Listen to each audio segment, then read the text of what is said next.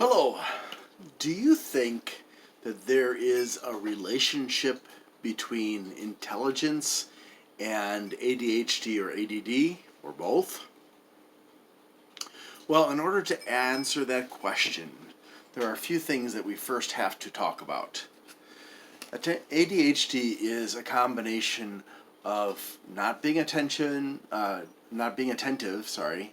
hyperactivity, and also impulsivity. And ADD is minus the hyperactivity. So it's inattentiveness and impulsivity. So when I say inattentiveness, they have trouble focusing. When I say impulsiveness, they have a tendency to make decisions without thinking them out carefully. Hyperactivity is they're very, very, very active, and so don't confuse that with the other two. Inattentiveness is about focus, and hyperactivity is being very energetic. Okay, we have to understand the brain first of all. Okay, the brain is not well. The brain should not be thought of as a single organ. It should be thought of as an organ with many different areas, and each area handles different functions. And scientists have gone a long ways in discovering what the different parts of the brain do using MRIs and other types of scans. So we know that, for example, things like social and emotional intelligence, including impulsivity, are handled up in this area here, and that the senses are handled in different parts of the brain, and that motor control, fine and gross motor control of your body is handled in specific areas of the brain, and so on and so forth. So every area is handling, I should say, something specific. There are areas that handle memory. There are areas that handle creativity and music and all the different intelligences that we have. I mean, we're not all equal in everything. And some people are good at math, some people are good at science, some people are good at physical education, some people are good at language, some people are good at other things. Everybody is different, and it's because of strengths and weaknesses in different parts of the brain. So when we think about that, and we think about there are also executive areas of the brain that are in control of certain things. Like, for example, the amygdala. The amygdala has a job, I guess you could say, of reacting to your emotional state in a general sense. So the higher your emotional state, the more active the amygdala becomes. When I say, I guess I should specify. The more negative, like anger and fear, when those emotions get higher and higher and higher, your amygdala becomes much more active. And positive emotions can also achieve a reaction from the amygdala, although the reaction will be different. Now, hold on. In people who have, say, anxiety or social anxiety, or people who have stage fright or test performance anxiety or interview anxiety, or any other situation that makes them uncomfortable, their emotional state is going to increase in a negative way. And the amygdala lacks the ability to distinguish between those non-threatening situations versus you imagining something bad happening versus a tiger getting ready to tear you apart. All it knows is the level of and what kind of emotions you're feeling, and it looks at your habits, what you normally do when your emotions are like this or this or this or this or this. And it reacts based on the patterns that you have set in your life, some of which you've chosen consciously, and some of which you have learned through behavior that you've observed by others. Some of it is just plain old unconscious reactions. There's a variety of reasons for why you act the way you act. But to a large degree, we can change those things. It takes time, it takes effort, because you've actually got it all wired into your brain, and to get rid of those wires, or rather neural pathways, you actually have to work hard to make the brain dry them up and replace them with what you want your behavior to be like. Now, in extreme cases where the amygdala is majorly triggered by your negative emotional reactions, the amygdala will actually take control of different parts of your brain. Now, normally it goes through the prefrontal cortex in order to, and there's kind of like a negotiation between the amygdala and the prefrontal cortex as to what's going to happen. However, once it gets to a certain point, it bypasses the prefrontal cortex, and it turns off areas of your brain that are not considered important for, say, example, survival. So it'll turn off your ability to focus. It will turn off your memory, creativity, logic, and various other parts. Now, if it's bypassing the prefrontal cortex, and the prefrontal cortex is what handles your impulsivity, well, it can make you impulsive. And if it's bypassing the area of focus, obviously, you are going to be inattentive. And if you are in fight or flight mode, you're going to seem hyper. So you can actually simulate something like, but not the same as, ADHD, when the amygdala is majorly triggered and hijacks the brain to protect you from the real, not real, or even imagined threat that you are facing.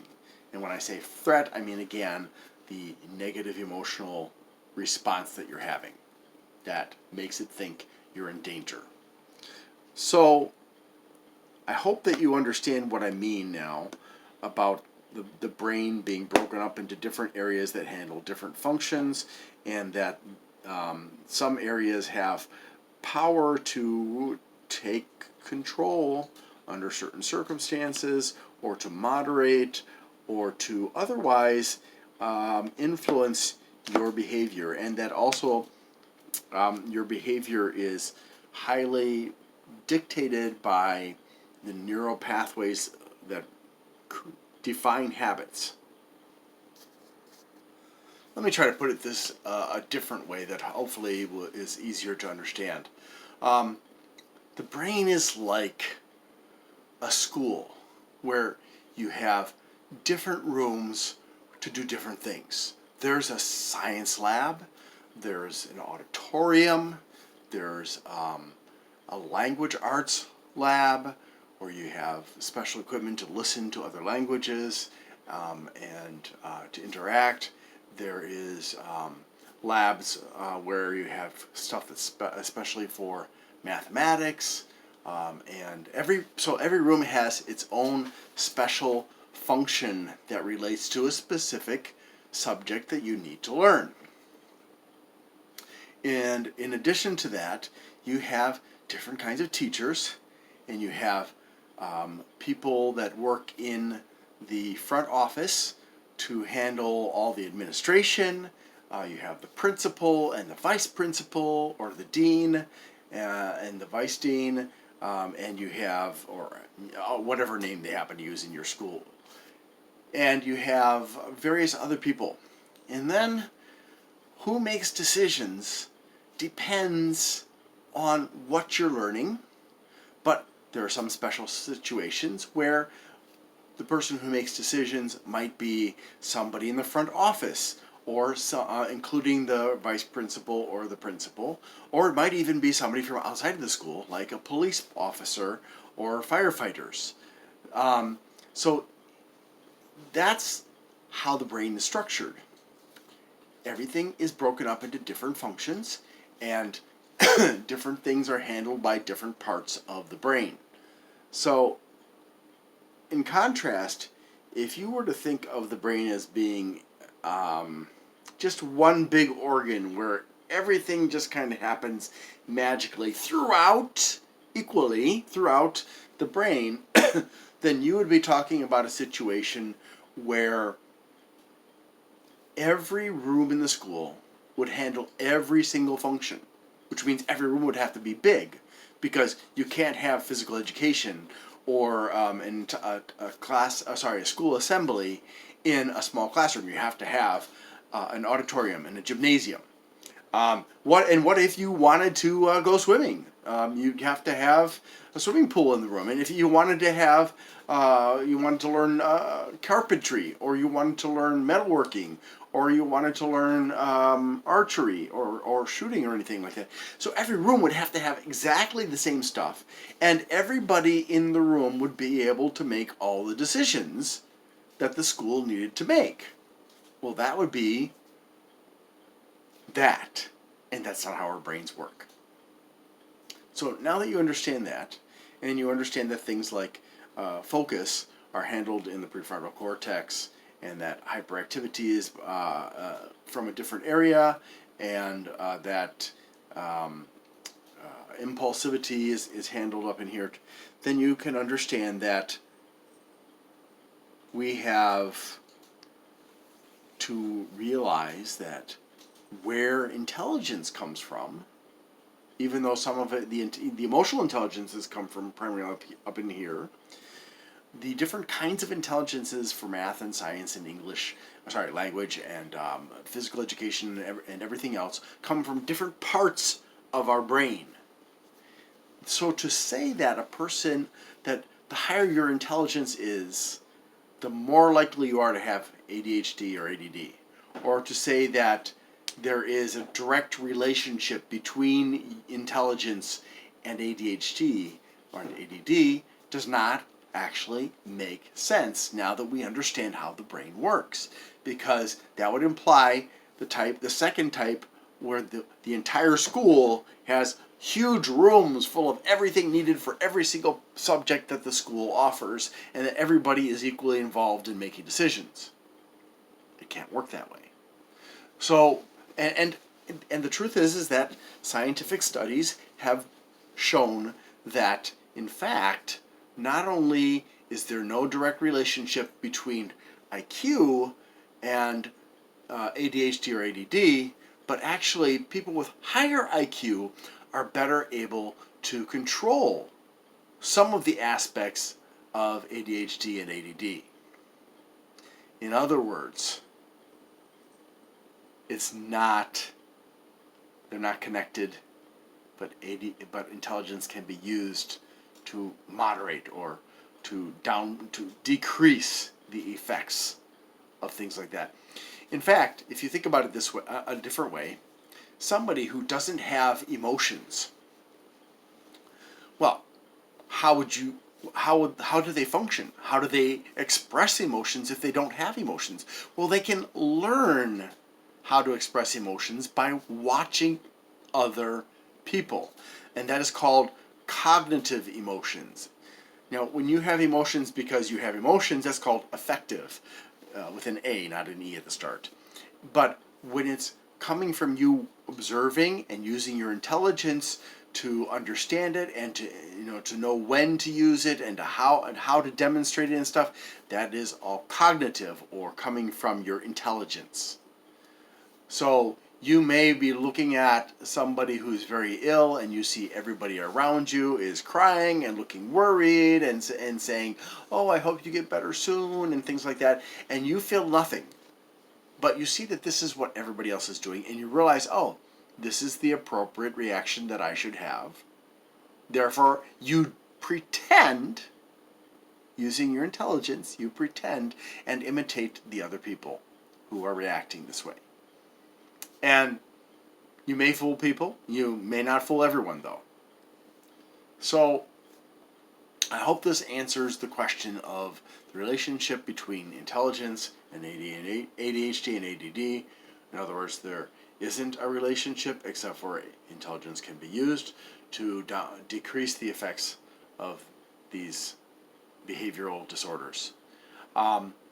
the final thing that I want to point out is to be able to correctly diagnose somebody, whether it's a medical or mental health condition, is often a lot more complicated than you would think. Now, I'm not just talking about having to have a lot of knowledge, but in many cases, I've had experiences where doctors have misdiagnosed me. Oftentimes these days, doctors do not take samples to determine what kind of bacteria is in you, what kind of fungus, or what kind of virus. They just say, oh, it's a viral infection. Oh, it's a bacterial infection here. Here's an antibiotic. Oh, this is a fungal infection, and so you need to try this medication. And then they experiment on you, because when the medication doesn't work, they have to give you something different. Like, I've got some kind of a problem in this area here with my skin. And the dermatologist I went to, she gave me two different medications. They didn't work. So she said, okay, get this medication. And that didn't really work either. I mean, these things were helping, but they weren't getting rid of it. And so then she gave me an antibiotic to put on my face. And I don't know if what it looks like right now. It doesn't look too bad, actually. But the doctor just kept guessing. Instead of taking samples the first time and putting them in a culture to determine what it was, the doctor just guessed. And just